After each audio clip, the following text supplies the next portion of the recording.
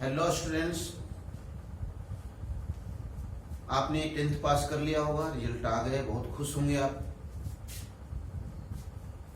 11th की journey आपके start हो गई और फिजिक्स में हम एक टॉपिक्स आपके लिए लेकर आए हैं। इसके पहले मैंने आपको बताया था कि what is physics, how physics is beneficial for our society, how it is connected with technology. आज हम आपके लिए लेके आए हैं base units and dimensions and dimensional analysis. Base quantities are mass m, क्योंकि आज हम बताने जा रहे हैं आपको dimensions and dimensional analysis, dimensional method, what are dimensions, what are dimensional formula, what are dimensional equations we will discuss। तो base quantities mass big bracket is L, length को L से, टाइम को T से, kelvin thermodynamic temperature written as K, candela के लिए CD, ampere के लिए capital A और मोल के लिए MOL। ये बेस क्वांटिटीज है जिसको हमने बिग ब्रैकेट में लिखा, दीज आर डायमेंशंस। अब हम फिजिकल क्वांटिटीज की डायमेंशंस कैसे निकालेंगे in terms of these base quantities। so मैंने लिखा है powers to which base quantities are raised, raised means exponent को आप करना, बढ़ाना भी और घटाना भी। so this to express units of physical quantities, such expressions for physical quantities are known as dimensional formula। for example, बारी बारी से हम फार्मूला एग्जांपल देखते हैं। Suppose area, length into breadth. अब लेंथ के लिए आपने कैपिटल L लिखा, नीचे कैपिटल L लिखा and this exponent raise to L2। So L2 is simply dimensions, you may write it such as L की पावर 2। अब अगर हम इस तरह से लिखें M0 L की पावर 2 एंड T की पावर 0, तो this is called dimensional formula. और अगर हम इसी को लिखें for area A equals to M0 L की पावर 2 T की power 0, so this is dimensional equations। this is the basic difference। तो this is for area। अब हम फाइंड आउट करते हैं, इसी तरह से आगे बढ़ते हैं और मैं आपको सो दैट कि आपको अच्छी तरह समझ आ जाए। Volume, suppose volume, this is L B into H, dimensions are L। in terms of base quantities, power is raised to this L की पावर 3, तो its SI unit will be L for metre की power हो गई cubic metre. suppose you will have to write dimensions for density, write down now density। आगे बढ़ते रहते हैं। density is what? mass per unit volume। density is M upon V, M for mass, write down. और V के लिए अभी निकाला आपने दिस, आपका ML की power -3। these are the dimensions for density quantities। okay, so M for kg, मीटर की power -q। this is the formula, derived formula for derived units for density, or you may write it kg per meter cube। kg per meter cube is the SI unit for derived unit for density। suppose displacement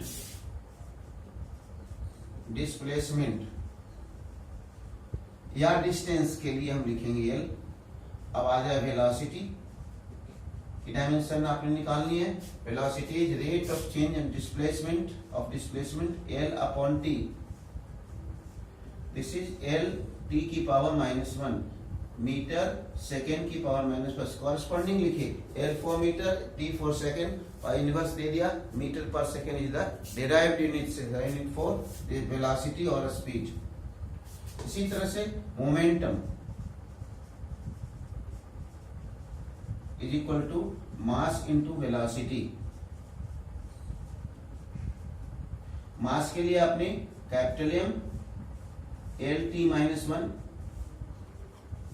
mlt की power -1, this is kg metre second की power -1 और kg metre पर second is the SI units for are the SI units for momentum. इसी तरह से force, we may write force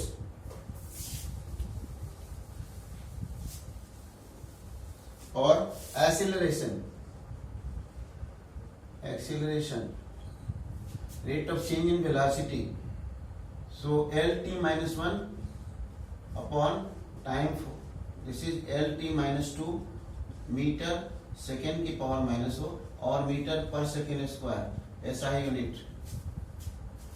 You may find so powers to which fundamental units are raised for what?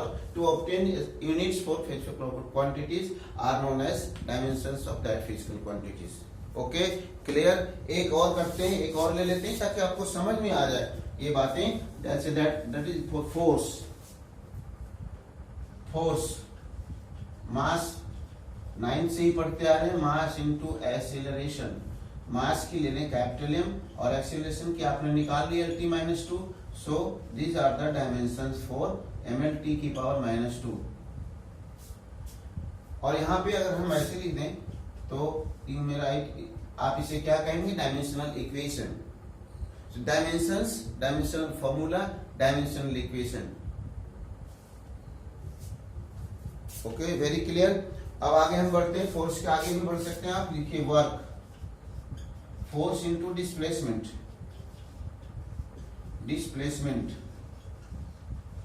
और अच्छी तरह से लिखेंगे तो vector F, mod of vector F cos theta.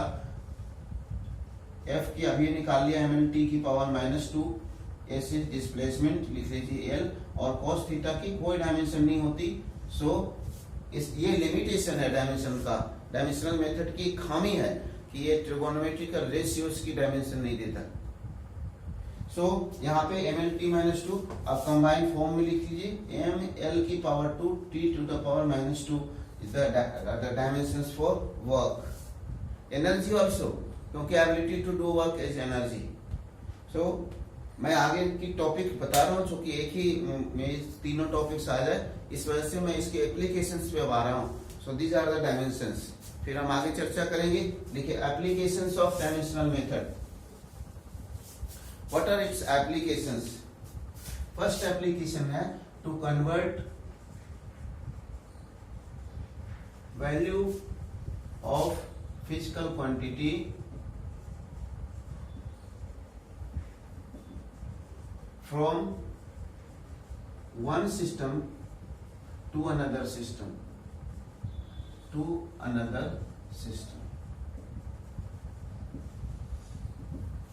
Suppose, as you know, G acceleration due to gravity 9.8 meter per second square होता है.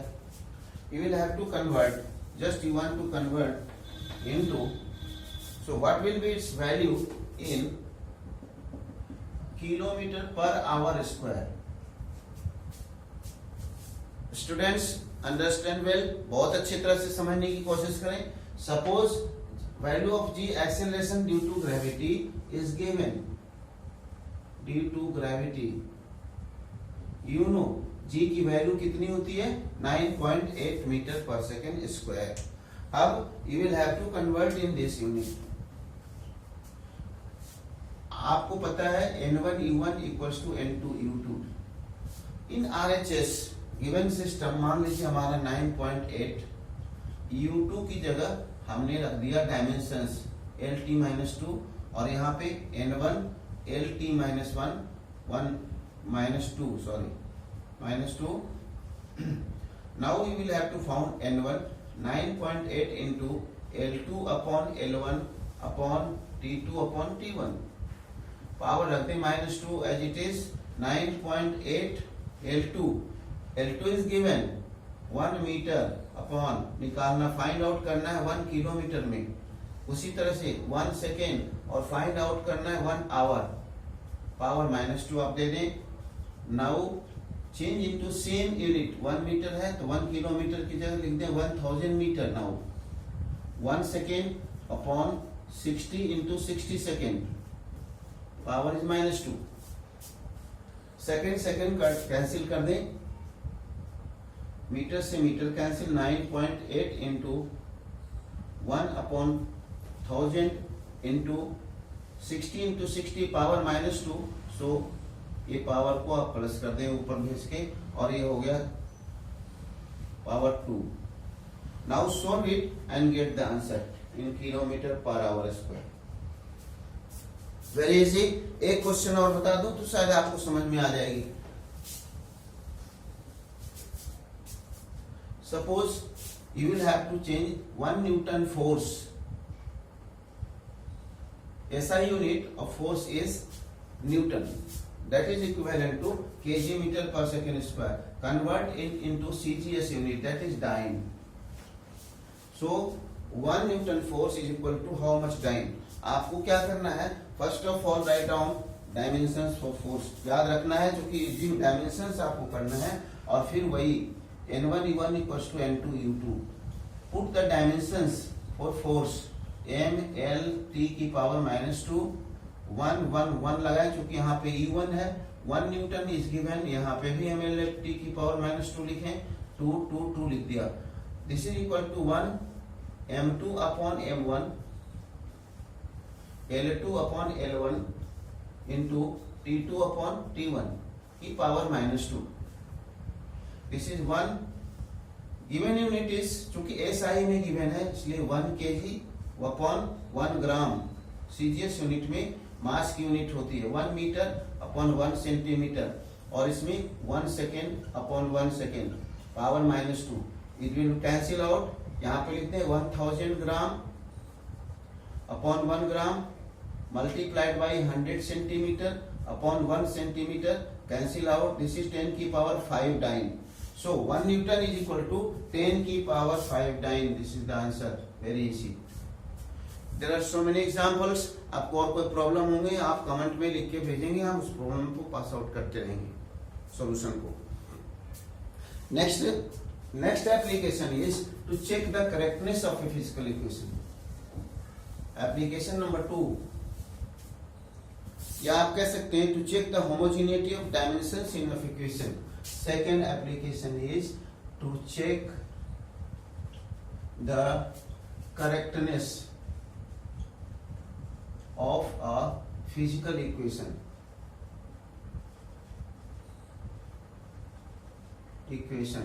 Dimensionally. Dimension का use करके हम किसी इक्वेशन की सत्यता की जांच कर सकते हैं, whether it is true or false. Suppose छोटा इक्वेशन लिखिए, टाइम पीरियड सिंपल पेंडुलम की होती है T equals to 2 pi under root L upon G. Check whether it is correct or not. What you will have to do, you only write down LHS में जो quantity है उसकी आप dimension लिख ले। टाइम है तो टाइम की T आपको मालूम है, RHS में 2 pi under root L by G। 2 pi की कोई डायमेंशन नहीं होती, no dimension. Root under L for L और G acceleration due to gravity LT -2। So you will write only T की पावर 2, और इधर भी T आ गया, यानी LHS की डायमेंशन RHS की डायमेंशन के इक्वल है। Dimension of LHS is equal to dimension of RHS and therefore this equation is verified and dimensionally true. क्या लिखेंगे आप लास्ट में? Therefore the given equation is dimensionally correct. एक example और आपको बता दूं, फिर हम अब तीसरे एप्लीकेशन पे चलेंगे। Write down now S equals to UT plus half AT square. So S आप देखें, dimension for S is L, displacement distance covered, U is initial velocity LT -1, T की पावर हाफ की कोई डायमेंशन नहीं होगी, no dimension. Acceleration की LT -2 और time T square T। So क्या आप देख रहे हैं यहाँ पर, यहाँ T -1 और 1 पावर 0, केवल L बचा, और यहाँ पे भी L बचा, -2 + 2 cancel out. Dimension of each term is the same. This is principal of homogeneity of an equation. एक चीज और आपको बेनिफिट मिल गया ये कन्वर्जन के बाद में इस एप्लीकेशन से कि in a correct equation each expression has same dimension. So this is called what? This is homogeneity of dimensions in an equation. Then this is called principle of homogeneity of equation. Okay, this is second. Third, to establish, and very much important, third is to establish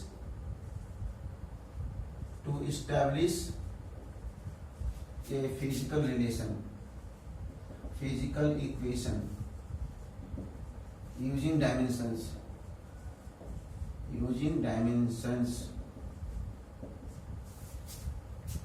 This is very important. 5 marks के एक question आते हैं, सो इसे आप अच्छी ढंग से देखें. सपोज हमें इस्टेब्लिश करना है कि एक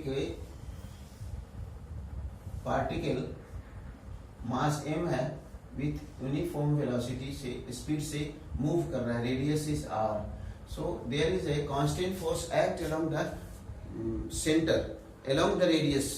this force F is directly proportional to, किन बातों पे डिपेंड करता है क्वेश्चन में देखें आप और लिखें. Force is directly proportional, this centripetal force is directly proportional to, it depends upon mass velocity and r radius. यहाँ पे पावर a दे दें, b दे दें और c दे दें. इक्वल्स टू करेंगे, एक डायमेंशनलेस कांस्टेंट से मल्टीप्लाई करता है, मल्टीप्लाई करना है, हमने लिख दिया. This is equation first. लिखेंगे यहाँ पे where k is a dimensionless constant, where k is a dimensionless constant, putting dimensions on both sides, putting dimensions on both sides of equation 1, we get f की dimension रख दें mlt की power -2. k dimensionless है, हम लिख देंगे यहाँ पे नो डायमेंशन और डायमेंशनलेस. कांस्टेंट है, नो प्रॉब्लम. मास की जगह कैपिटल M लग दिया, v की जगह lt-1 की पावर b और l की पावर रख दिया c. This is equal to m to the power a, l की पावर हो गया b प्लस c, t की पावर हो गया -b. इधर भी रख दें m l t की power -2. Equating powers on both sides, power equate कर दें या by principle of homogeneity, you may say also equating powers on both sides, we get m की पावर यहाँ a है, यहाँ m की पावर 1 है, so a equals to 1, b plus c equals to 1, क्योंकि यहाँ पे l की पावर 1 है. देखिए इक्वेट कर ले, और यहाँ पे -b है, t की पावर यहाँ -2 है, so b is equal to 2. a equals to 1, b equals to 2. Put here b की वैल्यू 2 रख दें तो c equals to 1 - 2 equals to -1. Now this value put in equation 1. Equation 1 what you will get, f equals to k, m की power है a की जगह आप क्या रखेंगे 1, b की जगह क्या रखेंगे 2 और c की जगह क्या रखेंगे -1. So your equation is mv² upon r. So this is equation for centripetal force using dimensions. अगर आप ऐसे देखेंगे सेंट्रीपेटल फोर्स की डायमेंशन, तो that is equal to f equals to mv² by r. So right answer using dimension, dimensional constant आता है, and that equation is free from this. So this is the एक example में अगर आपको और बता दूं तो शायद it will be also clear. चलिए एक एग्जांपल मैं लेता हूं, वो है कि time period of simple pendulum t depends on, मान लीजिए ये मास ऑफ बॉब पे डिपेंड करता है, m लेंथ और g. हमने क्वेश्चन में ले लिया. अगर डिपेंड नहीं करता होगा तो m की पावर जो लेंगे हम a, तो a की वजह 0 आ जाएगा. सो हमें इसके इस्टेब्लिश करना है k m की पावर a b और यहाँ पे c, m की पावर a, l की पावर b और स्मॉल g की पावर c. इक्वेशन 1 ले लिया. k is dimensionless constant and put values dimensions रखे टी, के की कोई डायमेंशन नहीं, एम का A B L T minus 2 की पावर क्या रख दिया बच्चे सी। तो m0 l0 t की पावर 1 इधर लिख दें और इधर लिखें m की पावर a l की power b plus c t की power -2c। Very clear. a की value by principle of homogeneity equating powers on both sides a equals to 0, b plus c equals to 0, minus 2 is 1, c equals to -1/2। यहाँ पे -1/2 c की जगह रख दें तो you will get b equals to half। From equation 1 what you will get t equals to k m की power a 0 means time period is not depending on M mass. अगर गलती से क्वेश्चन में कंफ्यूज करने के लिए दिया भी है तो what you will get 0, L की पावर हाफ, जी की power -half. So the equation is L की पावर हाफ अपॉन जी के पावर हाफ, यानी कि half means root L upon G. And real equation आपको भी पता होगा क्या होता है, T equals to 2 pi root under L by G. So this is dimensionally derived equation. So this is applications. कुछ limitations हैं, limitations से हैं कि constant की ये बताता नहीं है, trigonometrical function की कोई वो नहीं बताता, pure numbers are dimensionless होते हैं, इसलिए अगर हमने derive करना है तो जैसे k आ गया 2 पाई नहीं आ सकता। These are the drawbacks, limitations. So we have completed dimension and dimensional से। नेक्स्ट टाइम में हम कुछ और प्रॉब्लम्स अच्छे कुछ टफ प्रॉब्लम्स की चर्चा करेंगे। Thank you very much.